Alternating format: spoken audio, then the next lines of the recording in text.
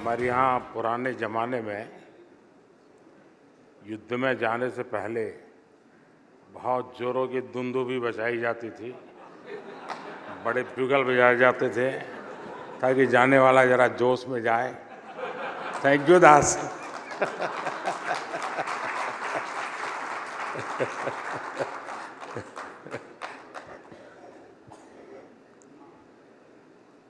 TV 9 के सभी दर्शकों को मेरा नमस्कार और यहाँ उपस्थित आप सबको भी। मैं अक्सर भारत की डाइवर्सिटी की चर्चा करता रहता हूँ। इस डाइवर्सिटी को टीवी 9 का न्यूज़ रूम आपकी रिपोर्टिंग टीम में बखूबी वो नज़र आता है, ये रिप्रेजेंट करता है।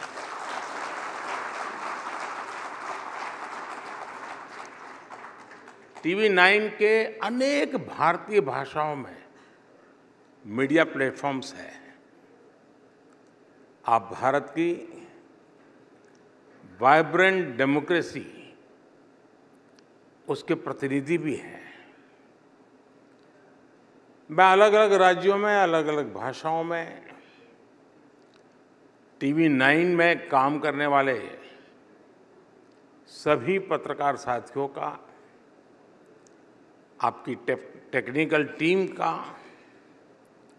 बहुत बहुत अभिनंदन करता हूं। साथियों, आज टीवी 9 की टीम ने इस समिट के लिए बड़ा इंटरेस्टिंग टॉपिक चुना है। India poised for the next big leap. और बिग लीप तो हम तभी ले सकते हैं जब हम जोश में हो, ऊर्जा से भरे हुए हो। कोई हताश निराश देश हो या व्यक्ति बिग लीप के बारे में सोच ही नहीं सकता। ये थीम ही अपने आप में ये बताने के लिए काफ़ी है कि आज का भारत का आत्मविश्वास किस ऊंचाई पर है, आकांक्षा क्या है। अगर आज दुनिया को लगता है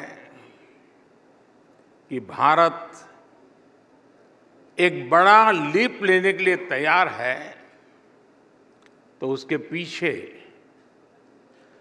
10 साल का एक पावरफुल लॉन्च पैड है।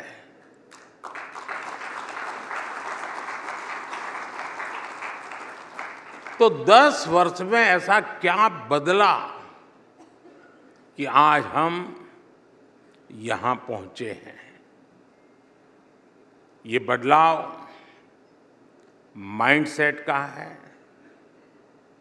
ये बदलाव सेल्फ कॉन्फिडेंस और ट्रस्ट का है,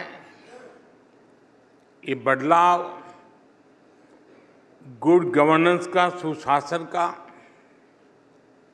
साथियों, एक बहुत पुरानी कहावत है, मन के हारे हार है, मन के जीते जीत।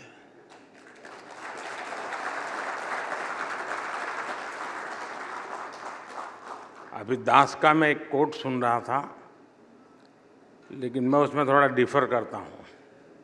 उन्होंने कहा कि इतिहास एक प्रकार से बड़े महानुभावों की बायोग्राफी होती है। कि हो सकता है पश्चिम की सोच हो, हिंदुस्तान में सामान्य मानवी की बायोग्राफी वही इतिहास होता है।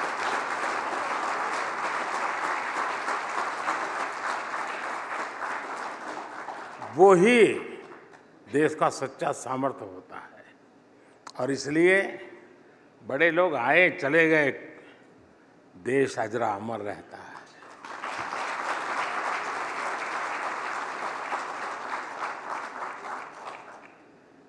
साथियों, हारे हुए मन से विजय मिलनी बहुत मुश्किल है। इसलिए पिछले 10 साल में माइंडसेट में जो बदलाव आया है, जो लीप हमने लिया है, वो वाकई अद्भुत है। आज के बाद दशकों तक जिन्होंने सरकार चलाई, उनका भारतीयता के सामर्थ्य पर ही विश्वास नहीं था।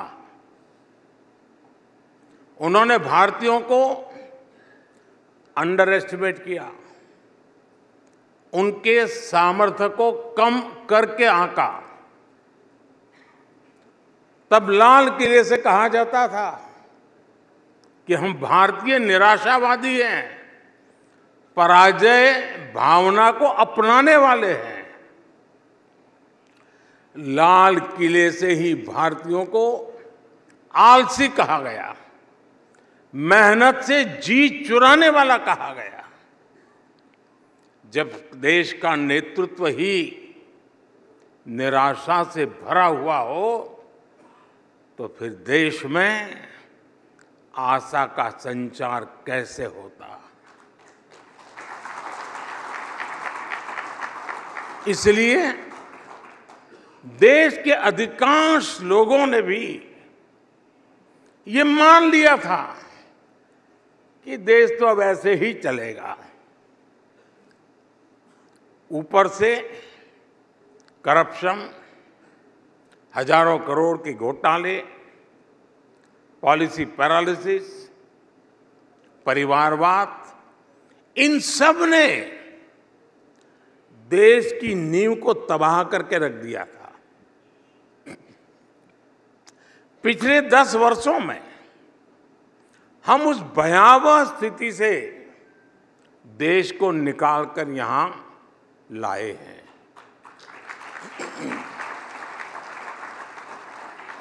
सिर्फ 10 साल में भारत दुनिया की टॉप 5 अर्थव्यवस्था में आ गया है।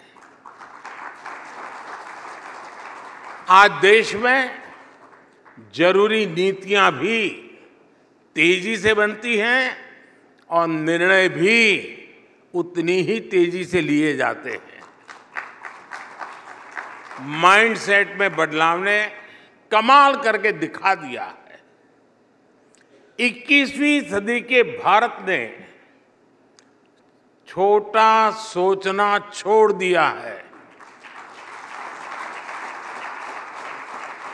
आज हम जो करते हैं वो बेस्ट और बिगेस्ट करते हैं। आज भारत की उपलब्धियां देखकर दुनिया हैरान है। दुनिया भारत के साथ चलने में अपना फायदा देख रही है और भारत ने ये भी कर लिया। ये रिएक्शन, अच्छा भारत ने कर लिया, भारत में ये हो गया, ये रिएक्शन आज की दुनिया का न्यू नॉर्मल है। बढ़ती विश्वसनीयता आज भारत की सबसे बड़ी पहचान है। अब 10 साल पहले के और आज के एफडीआई के आंकड़े देखिए। पिछली सरकार में 10 साल में $300 बिलियन की एफडीआई भारत में आई। हमारी सरकार के 10 साल में $640 बिलियन की एफडीआई भारत में आई।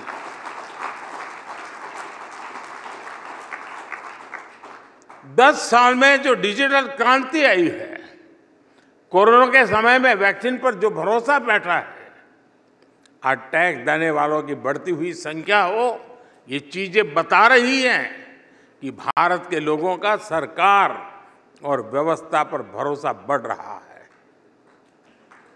मैं आपको एक और आंकड़ा देता हूं। यहां इस हॉल में ज्यादातर लोग ऐसे होंगे जो म्यूचुअल फंड में इन्वेस्ट करते होंगे। साल 2014 में देश में लोगों ने करीब 9 लाख करोड़ रुपए म्यूचुअल फंड में इन्वेस्ट कर रखे थे। अगर मैं साल 2024 की बात करूं तो आज देश के लोगों ने 52 लाख करोड़ रुपए, उससे भी ज्यादा म्यूचुअल फंड में इन्वेस्ट कर रखा है। ये इसलिए हुआ है क्योंकि हर भारतीय को ये विश्वास है कि देश मजबूती से आगे बढ़ रहा है, और जितना विश्वास उसे देश पर है उतना ही खुद पर भी है। हर भारतीय सोच रहा है मैं कुछ भी कर सकता हूं, मेरे लिए कुछ भी असंभव नहीं है।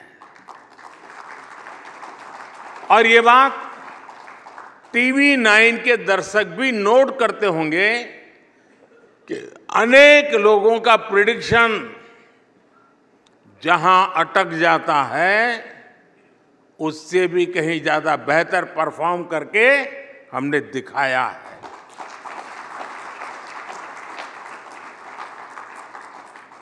साथियों, आज इस माइंडसेट और ट्रस्ट में परिवर्तन का सबसे बड़ा कारण हमारी सरकार का वर्क कल्चर है, गवर्नेंस है। वही अफसर हैं, वही ऑफिस है, वही व्यवस्था है, वही फाइलें हैं, लेकिन नतीजे कुछ और आ रहे हैं। सरकार के दफ्तर आज समस्या नहीं, देशवासियों के सहयोगी बन रहे हैं। ये व्यवस्था आने वाले समय के लिए गवर्नेंस के नए आदर्श स्थापित कर रही है।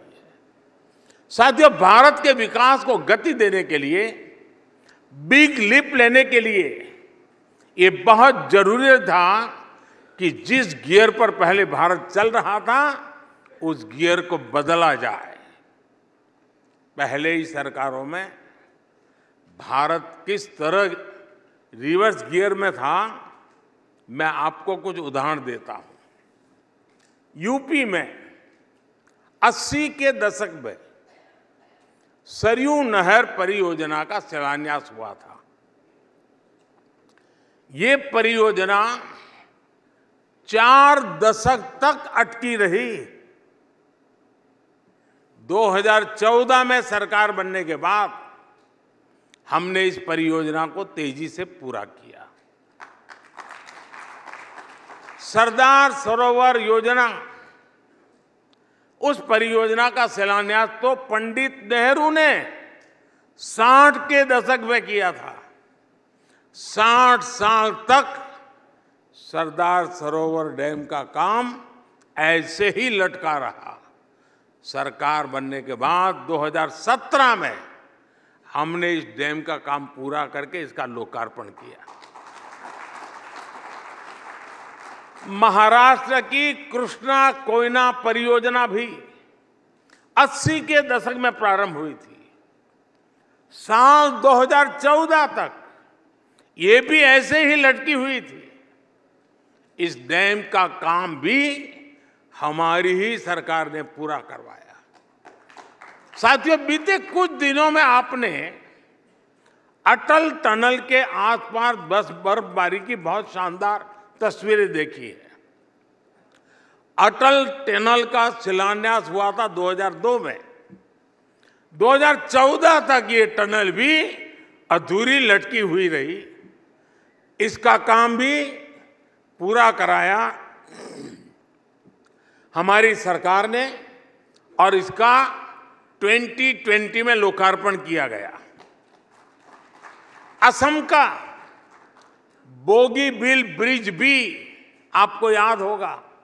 ये ब्रिज भी 1998 में स्वीकृत हुआ। सरकार में आने के बाद हमने इसे तेजी से पूरा कराया और 20 साल बाद 2018 में इसका लोकार्पण किया। ईस्टर्न डेडिकेटेड फ्रेट कॉरिडोर साल 2008 में स्वीकृत किया गया। ये प्रोजेक्ट भी लटकाता रहा और 15 साल बाद 2023 में हमने इसे पूरा कराया। मैं आपको ऐसे कम से कम 500 प्रोजेक्ट गिना सकता हूं। ऐसे सैकड़ों प्रोजेक्ट्स को 2014 में हमारी सरकार आने के बाद तेजी से पूरा कराया गया। प्रधानमंत्री कार्यालय में टेक्नोलॉजी की मदद से हमने एक आधुनिक व्यवस्था विकसित की है, प्रगति के नाम से है। हर महीने मैं खुद एक एक प्रोजेक्ट की फाइल लेकर बैठता हूं, सारा डेटा लेकर बैठता हूं, दशकों से अटके हुए प्रोजेक्ट की समीक्षा करता हूं और मेरे सामने ऑनलाइन सभी राज्यों के मुख्य सचिव और भारत सरकार के सभी सचिव पूरा समय मेरे सामने होते हैं। एक एक चीज का वहां एनालिसिस होता है। मैं पिछले 10 साल में 17 लाख करोड़ रुपए से ज्यादा के प्रोजेक्ट्स की समीक्षा कर चुका हूं। 17 लाख करोड़ रुपया, तब जाकर ये प्रोजेक्ट पूरे हुए। आप मुझे बताइए, जिस देश में पहले की सरकारें उस स्पीड से काम करती रही हो तो देश बिग लीप कैसे ले पाता। आज हमारी सरकार ने लटकाने भटकाने वाली उस पुरानी अप्रोच को पीछे छोड़ दिया है। मैं आपको हमारी सरकार के कुछ उदाहरण दूंगा। मुंबई का अटल सेतु, देश का सबसे बड़ा ब्रिज, सी ब्रिज, इसका शिलान्यास साल 2016 में हुआ। हमने कुछ सप्ताह पहले इसका लोकार्पण भी कर दिया। संसद की नई बिल्डिंग, इसका शिलान्यास साल 2020 में किया, पिछले ही साल इसका लोकार्पण हो गया। जम्मू एम्स का शिलान्यास साल 2019 में हुआ था, पिछले सप्ताह 20 फरवरी को इसका लोकार्पण भी हो गया। राजकोट एम्स का शिलान्यास 2020 में हुआ था, अभी कल ही इसका भी लोकार्पण हो गया। इसी तरह IIM संबलपुर का शिलान्यास साल 2021 में हुआ और साल 2024 में लोकार्पण हो गया। त्रिची एयरपोर्ट के नए टर्मिनल का शिलान्यास 2019 में हुआ और कुछ सप्ताह पहले इसका लोकार्पण भी हुआ। IIT भिलाई का शिलान्यास साल 2018 में हुआ और कुछ दिन पहले हमने इसका भी लोकार्पण कर दिया। गोवा के नए एयरपोर्ट का शिलान्यास 2016 में हुआ और 2022 में इसका लोकार्पण भी हो गया। लक्षद्वीप तक समुद्र के नीचे ऑप्टिकल फाइबर बिछाना बहुत चैलेंजिंग माना जाता था। इस काम को हमने 2020 में शुरू करवाया और कुछ सप्ताह पहले इसे पूरा भी कर दिया। बनारस की बनास डेयरी का शिलान्यास साल 2021 में हुआ और कुछ दिन पहले इसका लोकार्पण हुआ। कल ही आपने द्वारिका में सुदर्शन सेतु की शानदार तस्वीर देखी है। हिंदुस्तान का सबसे लंबा केबल ब्रिज देश की शान बढ़ा रहा है। इसका भी शिलान्यास हमारी सरकार ने साल 2017 में किया था। मैं जो मोदी की गारंटी की बात करता हूं ना, उसका एक पहलू ये भी है।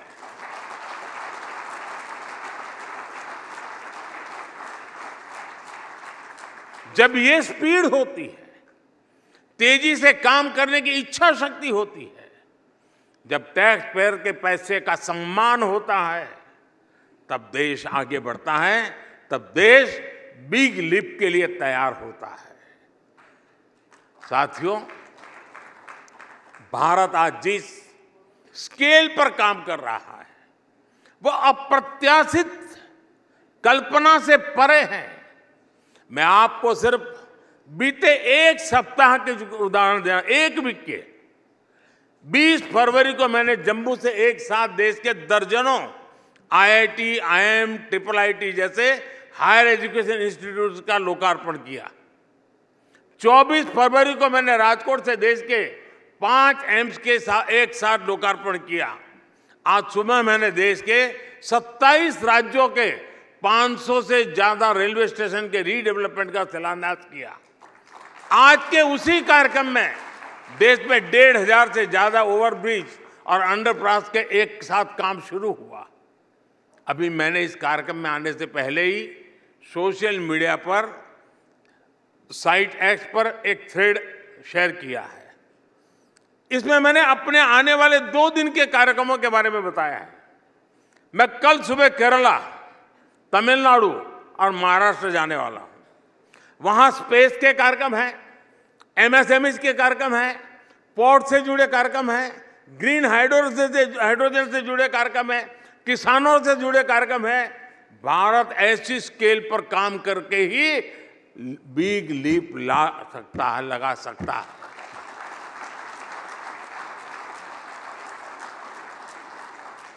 हम पहली, दूसरी, तीसरी औद्योगिक क्रांति में पीछे रह गए। अब हमें चौथी औद्योगिक क्रांति में दुनिया का नेतृत्व करना है और इसके लिए भारत में हर रोज हो रहे विकास कार्यों से देश की रफ्तार को ऊर्जा मिल रही है।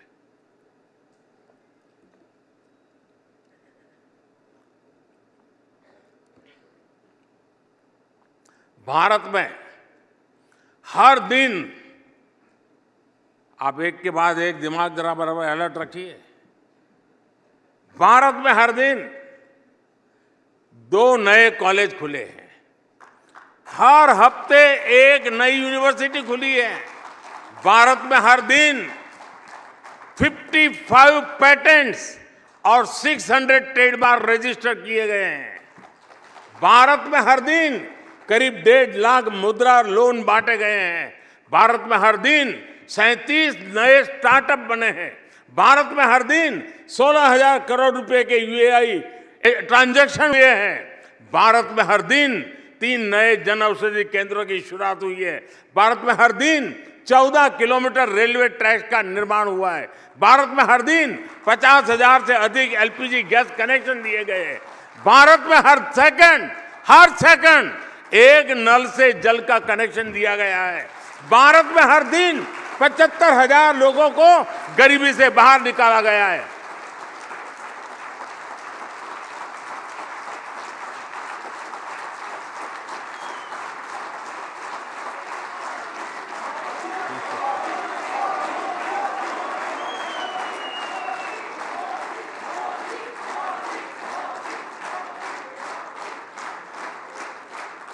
हमने तो हमेशा से ही गरीबी हटाओ के सिर्फ नारे सुने थे। किसने सोचा था कि 10 साल में 25 करोड़ लोग गरीबी से बाहर निकल आएंगे? लेकिन ये हुआ है और हमारी ही सरकार में हुआ है। साथियों, भारत में कंजम्पशन को लेकर हाल ही में एक रिपोर्ट आई है जिससे नए ट्रेंड का पता चलता है। भारत में गरीबी अब तक के सबसे कम स्तर पर यानी सिंगल डिजिट में पहुंच गई है। इस डेटा के मुताबिक पिछले 1 दशक की तुलना में कंजम्पशन 2.5 गुना बढ़ गया है। यानी भारत के लोगों की विभिन्न सेवाओं और सुविधाओं पर खर्च करने की क्षमता और बढ़ गई है। ये भी सामने आया है कि पिछले 10 साल में गांवों में कंजम्पशन शहरों की तुलना में कहीं ज्यादा तेज गति से बढ़ा है।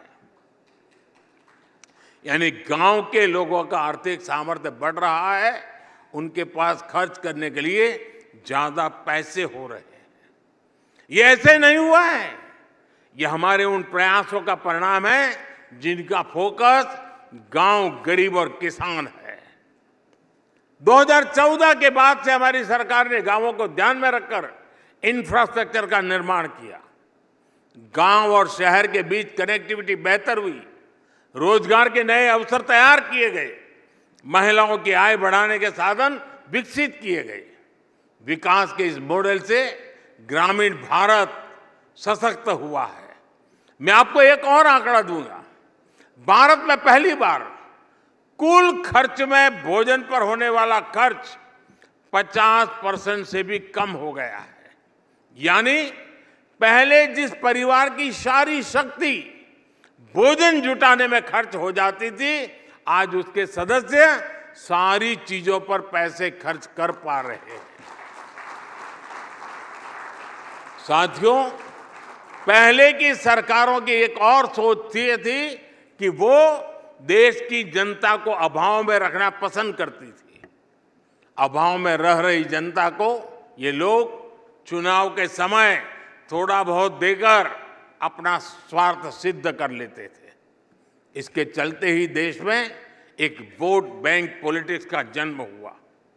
यानी सरकार केवल उसके लिए काम करती थी जो उन्हें वोट देता था। लेकिन साथियों, बीते 10 वर्षों में भारत इस स्कैरसिटी माइंडसेट को पीछे छोड़कर आगे बढ़ चला है। भ्रष्टाचार पर लगाम लगाकर हमने ये सुनिश्चित किया है कि विकास का लाभ भारत के हर क्षेत्र को समान रूप से दिया जाए। हम पॉलिटिक्स ऑफ स्कैरसिटी नहीं, गवर्नेंस ऑफ सैचुरेशन पर विश्वास करते हैं। हमने तुष्टीकरण न करके देशवासियों के संतुष्टीकरण का रास्ता चुना है। बीते 10 वर्षों में यही हमारा एक मंत्र है, यही हमारी सोच है। यही सबका साथ सबका विकास है। हमने वोट बैंक पॉलिटिक्स को पॉलिटिक्स ऑफ परफॉर्मेंस में बदला है। जब अभाव होता है तो करप्शन होता है, भेदभाव होता है। जब सैचुरेशन होता है तो संतुष्टि होती है, सद्भाव होता है। आज सरकार अपनी तरफ से घर घर जाकर लाभार्थियों को सुविधाएं दे रही है।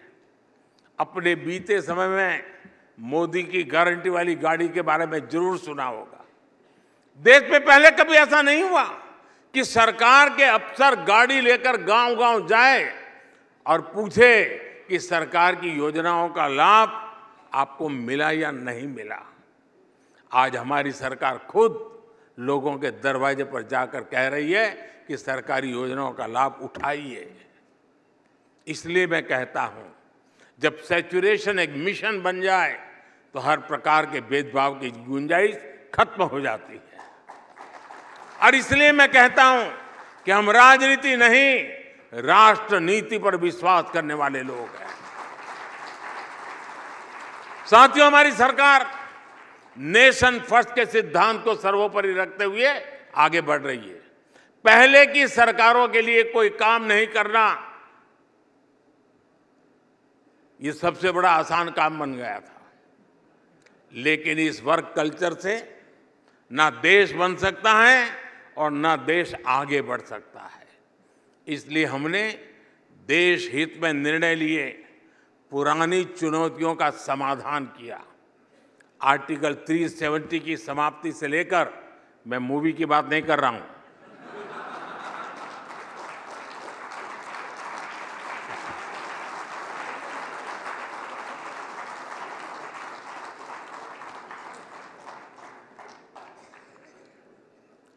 आर्टिकल 370 की समाप्ति से लेकर राम मंदिर निर्माण तक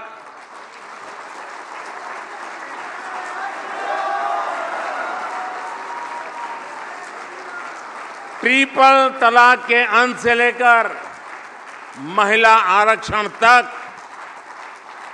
वन रैंक वन पेंशन से लेकर चीफ ऑफ डिफेंस स्टाफ का पद तक सरकार ने नेशन फर्स्ट की सोच के साथ ऐसे हर अधूरे काम पूरे किए। साथियों, 21वीं सदी के भारत को अपने आने वाले दशकों के लिए भी हमें आज ही तैयार करना होगा। इसलिए आज भारत भविष्य की योजनाओं में भी तेजी से आगे बढ़ रहा है। स्पेस से सेमीकंडक्टर तक, डिजिटल से ड्रोन तक, एआई से क्लीन एनर्जी तक, 5G से फिनटेक तक, भारत आज दुनिया की अगली कतार में पहुंच गया है।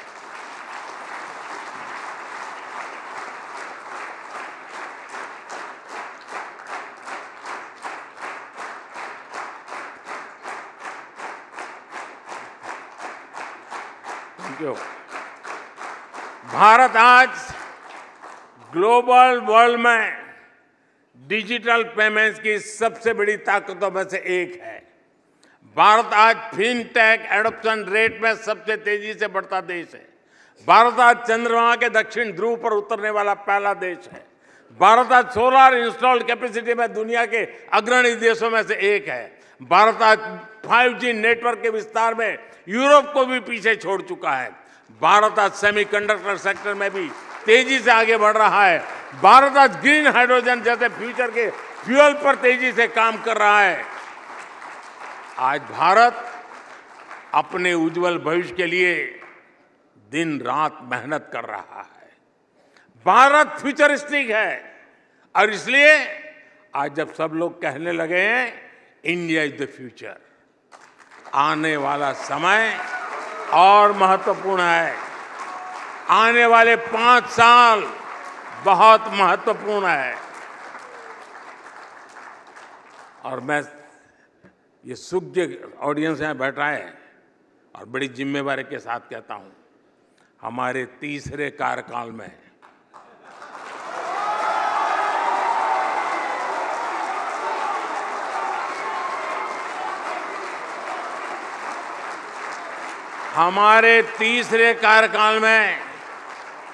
हमें भारत के सामर्थ्य को नई ऊंचाई तक पहुंचाना है।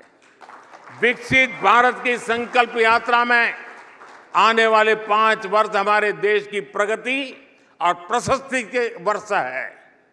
इसी कामना के साथ और पूरे विश्वास के साथ ये सेमिनार होता या न होता, बिग लिप जरूर होता।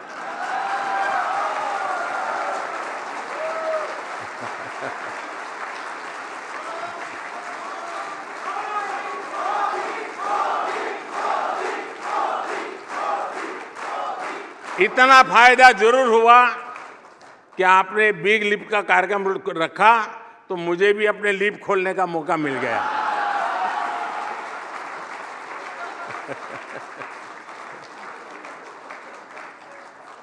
इस कार्यक्रम के लिए आपको ढेर सारी शुभकामनाएं। आप लोग सुबह से बैठ करके ब्रेनस्टॉर्मिंग करते होंगे तो कुछ हंसी खुशी की शाम भी हो गई। बहुत बहुत धन्यवाद।